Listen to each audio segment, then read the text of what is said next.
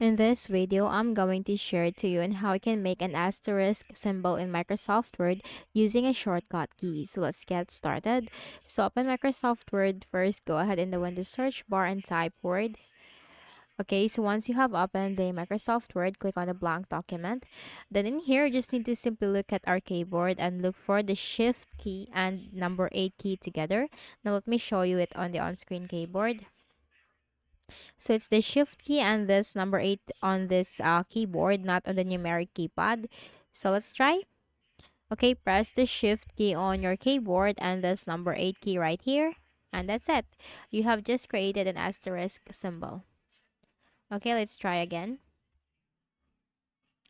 Shift key on keyboard and number 8 key. And you can create easily the asterisk symbol. So, I hope this video helped you. Kindly please do not forget to hit the like button and subscribe to this YouTube channel for more tutorials like this. Thank you for watching.